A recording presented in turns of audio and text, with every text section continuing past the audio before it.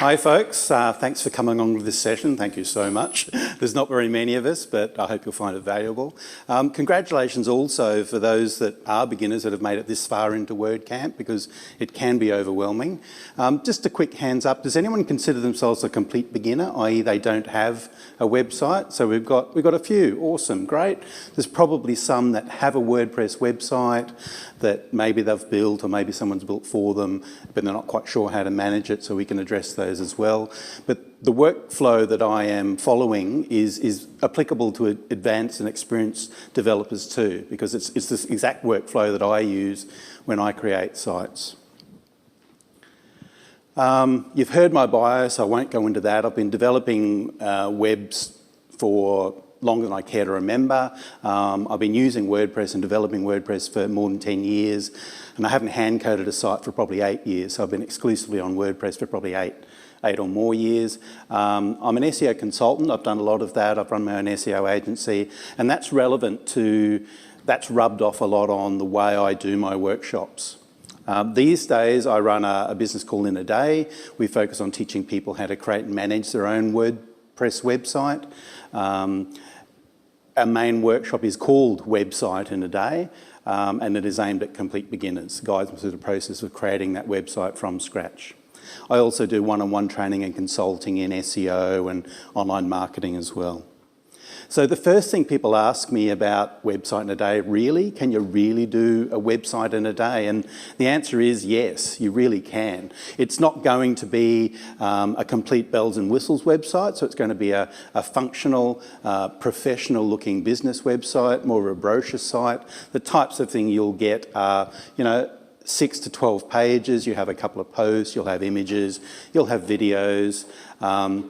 Generally not e-commerce, and generally not membership or any fancy functionality, but we teach the fundamentals that you need to create and manage ongoing management of the site yourself.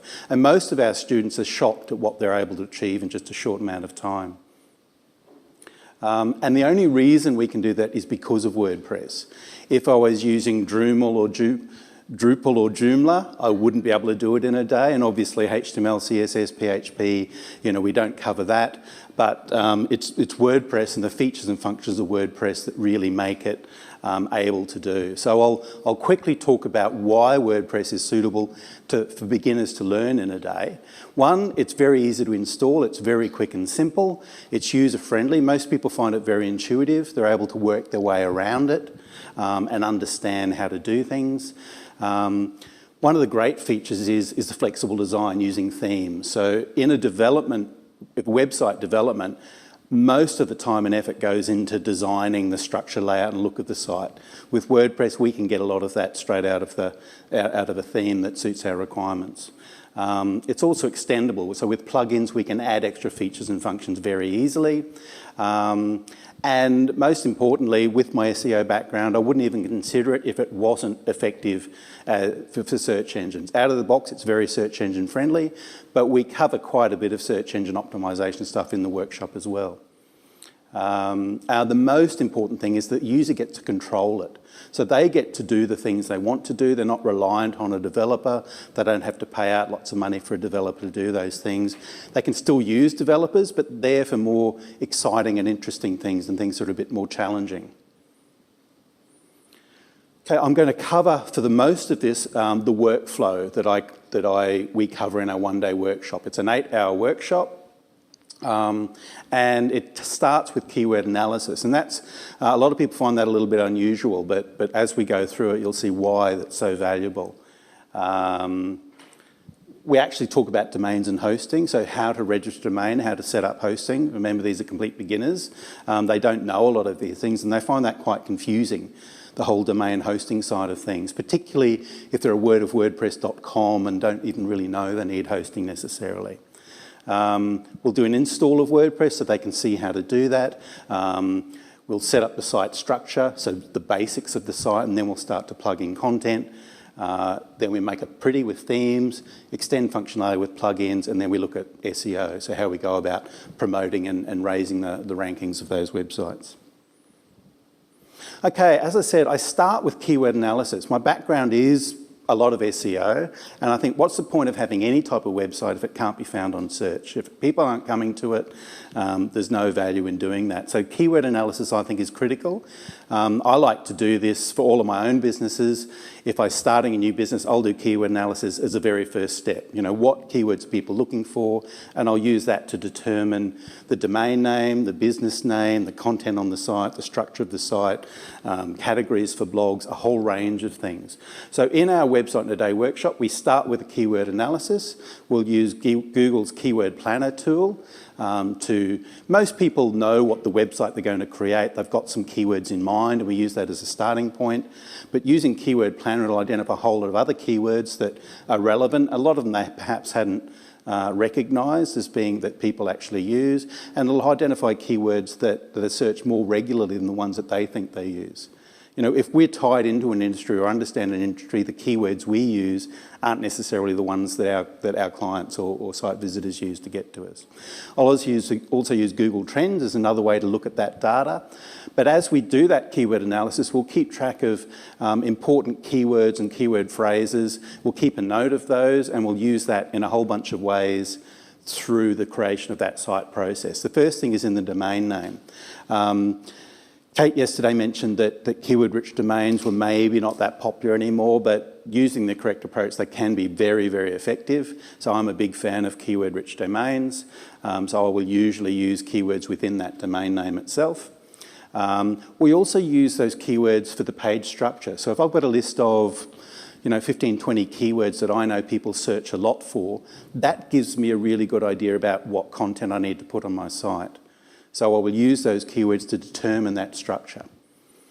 It's also great inspiration for posts. When you're doing keyword analysis, you see questions coming up, what is WordPress? Where do you get WordPress training? Those types of keyword phrases don't lend themselves so much to a page structure, but are awesome for inspiration for posts.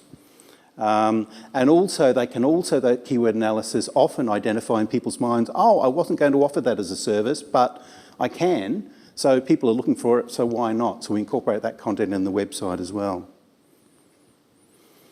Okay, so for the workshop itself, we actually pre-set up domains and hosting. So as students contact me, we talk about what they're trying to achieve. They suggest what domain name they'd like, just because there's a bit of a delay between often registering a domain and it actually being active.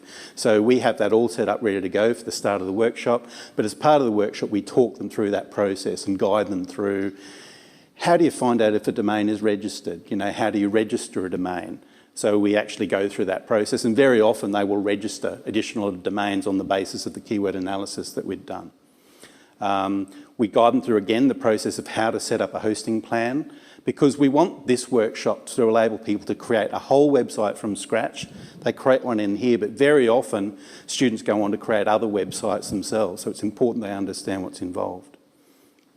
Talk about domain name servers, and a relationship between domains and domain names and hosting and how that sets up.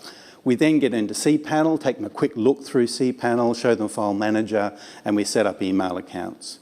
So that, the keyword analysis, domain and hosting, we do in about an hour and a half, and people are a little overwhelmed at that stage because it's a little bit techie to kick it all off.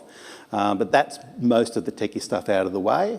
The next step we do is jump on to getting started onto WordPress.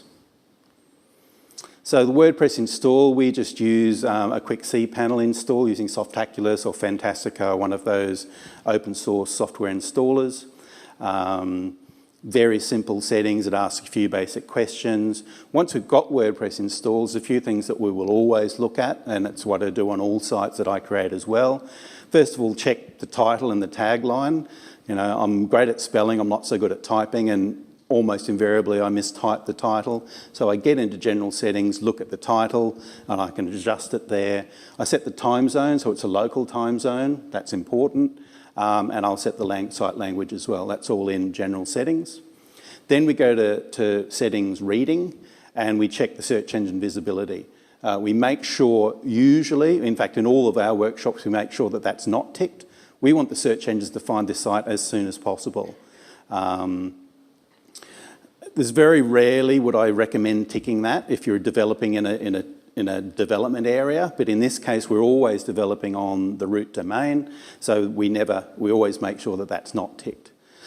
When people tick that, invariably it takes the pressure off them and they feel, oh, we don't need to, the search engines won't find us in a hurry. It delays the development process by 3 to 6 months typically. But if that is ticked, it puts pressure on the people. They know that they might get found in a couple of days or a couple of weeks. So it puts pressure on them to actually put some content up there. It's not going to be perfect, but at least having some content there is a good start. We want the search engines to find us as soon as we can. We then also look at settings, permalinks, to make sure the URL structure is in place, and I'll normally select the post name option for permalinks. We then go on to install a theme. We talk a little bit about themes. We don't go into detail at this stage, but we always develop in the 2014 theme. These days 2016 is installed by default and that's a great theme, but for development I prefer 2014 for a number of reasons. One, itself auto-generates the menus, and that's when you're creating a page structure is very exciting for users. That's the first thing they actually see. They create a page and bang, it appears in the menu. So that's a big win for beginners. They see they've achieved something. So we develop the site structure. So we just go through, create the pages that we're wanting, home, about, blog, contact typically, and then whatever we need in terms of services or products that they're offering. And again, those pages are often based around the keywords that we've done earlier on in the day. And they can see all these pages create. There's nothing on these pages at this stage, but they can see the structure of it, and it really helps them to focus on, oh, I've got a site being created, I can see the structure. We do a hierarchical structure, so you know, I generally wouldn't call it services, I would call it WordPress services or whatever the keyword related to that particular business is. And then underneath that, we'd have a list of the services that are keyword based that you're going to offer as part of that site. The other thing I like about 2014 is that it's ugly. Remember, it's that black one with the black sidebar and the green menus. It's not the most attractive theme, but there's a good incentive to get content on there and to get onto the themes and make it pretty. So it's a quick and dirty way to do it, but people get a sense of achievement because they see the auto-generated pages, and there's an incentive for them to get through that. Also, once at this stage when we create the page, I'll set the page order. So you can define the order of every page and that controls how it appears in the auto-generated menu.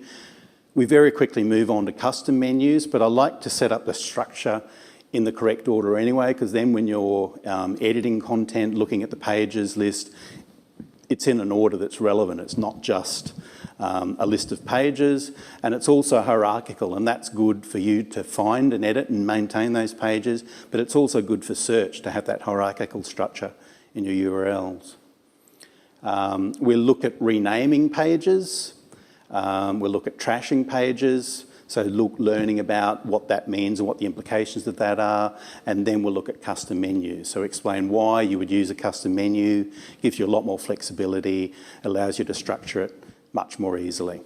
With the downside being that when you create a page, you've then got to physically add it to that custom menu. So once we've got that site structure in place, we look at adding content to the site.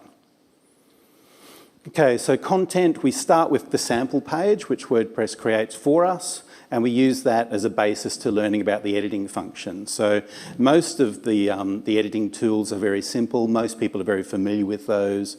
There's bold, there's italic, there's underscore, there's left and right align, there's centered, there's those types of things that most people find very easy to use. We spend a bit more time on linking. So linking is obviously very important in terms of websites. So learning how to add links, learning about linking in, opening a new tab when you click on a link, looking at changing all of those. So we look at all of those editing tools and people get a chance to play and get comfortable with editing. We highlight the revisions option. So again, that's a comfort factor for beginners, knowing that if they make a bad mistake, they can go back to an earlier version. So anytime you save a page, a new revision is created. So that's a big comfort factor for people. We'll look at images, so we talk a little bit about how to optimize images, how you should name images, how you should embed them, how you should size them, and have a play about moving them around on the page. And we'll talk a little bit about embedding a video into the site as well. Next, in terms of content, we'll look at posts. Now, posts are very much the same as pages in terms of content and structure, but the important things that are different to posts are the concept of categories.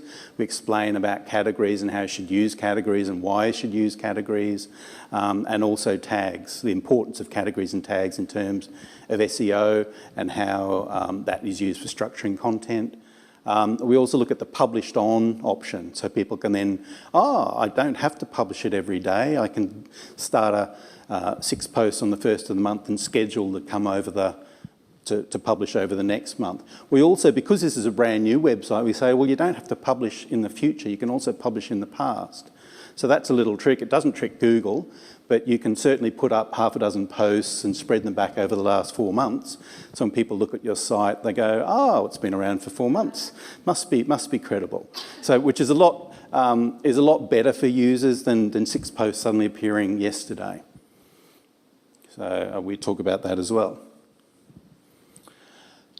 Next, we move on to themes. So at this stage, they will have, 6, maybe a dozen pages. There's not very much content. Now, we encourage people to prepare. The more that they can prepare in terms of content, information that is there ready to cut and paste, they're going to get much more out of the workshop if they've done that. They can copy and paste it in. But most of these pages won't have very much on them. They might just have a paragraph or a sentence, but it's still a starting point, and they can use that then to evolve and grow.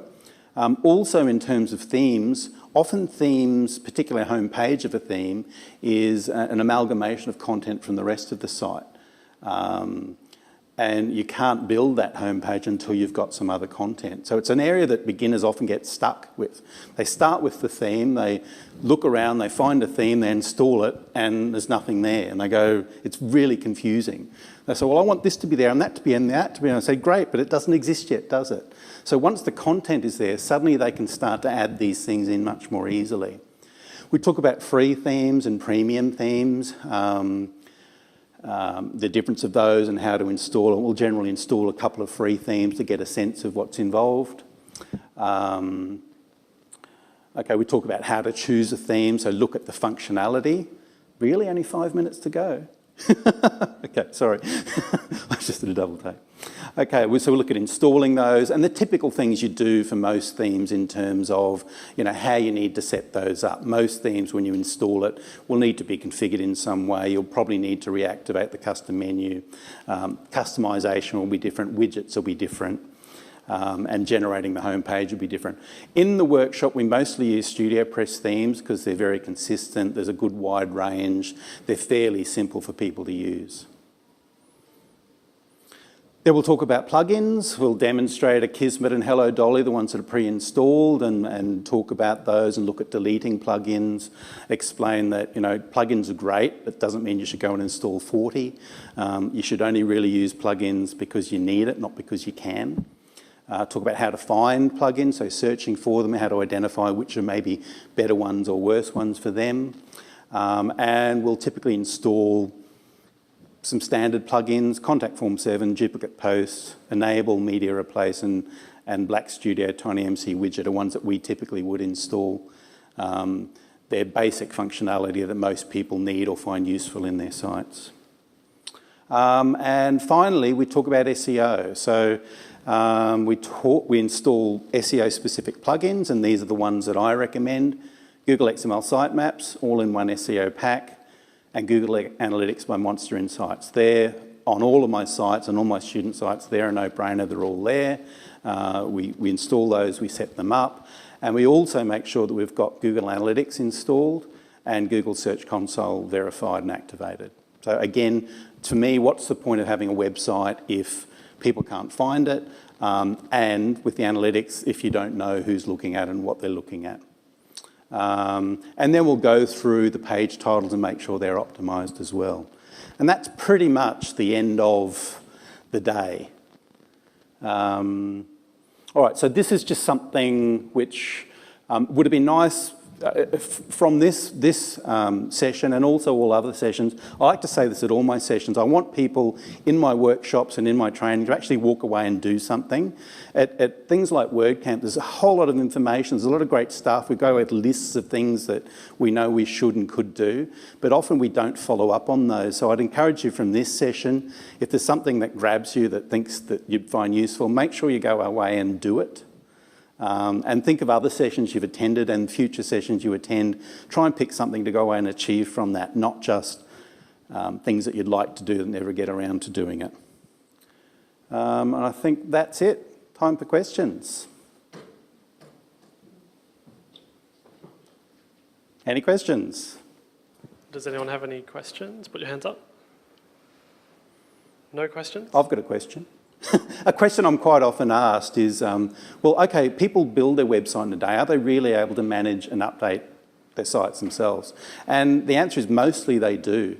We get probably 10 to 15% that go away and never touch their site again, and when the hosting comes for renewal, they don't renew. You know, that's human nature. But on the same token, we get 10 to 20% of people that go away, start building sites for their friends and family, and some of them have turned into website developers on the basis of what they learnt. So, and there's a bunch in between that do regularly update and manage their own sites. And that's mostly what we're trying to achieve.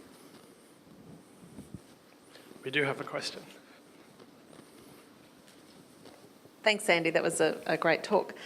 When you do the hosting or talk to your client, the pre-talk, so can I just get this clear? They book in with you, yep, and you talk to them, say, over the phone about getting their domain name, their thing, or do they come into you? We provide, as part of the workshop, we provide a domain and 1 year's hosting, and we set that up. Sometimes people come with their own domain, sometimes they come with their own hosting, and we can usually work with that as well. But it's important that it's, in the early days we used to create a domain and set up hosting, but you know, you can't always rely on, you know, there's sometimes a half an hour, sometimes a couple of hours between that. So we can't afford that. So we pre-register a domain and hosting, whether it's their domain and hosting, whether it's one that we set up for them. So that's all ready to go on the day. So do you actually then recommend hosting plans? If they come to you and they say, okay, I just bought a domain name through GoDaddy because my friend told me to, yep, but you may be recommending a different hosting? Yeah, well, we have our own reseller hosting accounts, and we encourage them to use that if they haven't got another one. So we will then set up that hosting. We'll give them instructions to change their DNS settings to point their domain to it. So on the day, all the students will have a domain in place with nothing in it, ready to go for the WordPress install. Are there any other questions? Do you have any more to say about dragging content out of clients? Yeah, I do. I actually don't have a big issue about it. I mean, when I'm doing websites that I build, I will often have the page's content to provided by Bill Smith on that page, and I publish it. So that gets action from the clients. For the students that I train, they're pretty motivated. They want their own website. They do often struggle about creating content, but I say, well, you're better off having a sentence or a paragraph than having nothing at all.